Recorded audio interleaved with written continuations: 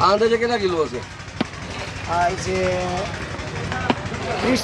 30 kilo. 20 kilo? 30 kilo. 30 kilo. અને આ ખીચડી માટેનું સાંજે ખીચડી છે આજે. અને ખીચડીનું પાણી ઓલરેડી મુકાઈ ગયું છે. ત્યાં ગાંઠિયા બેક ટુ બેક જે છે બની રહ્યા છે એક સાથે સાયમલ્ટેનિયસલી બબે કરવામાં. અહીંયા આખું જંગલનો માહોલ છે. જીણા બાવાની મઢીનો આખો વિસ્તાર છે. ઘેઘૂર જંગલ. અને ખાસ તો આ સિંહોનો સ્પેશિયલ ઇલાકો છે.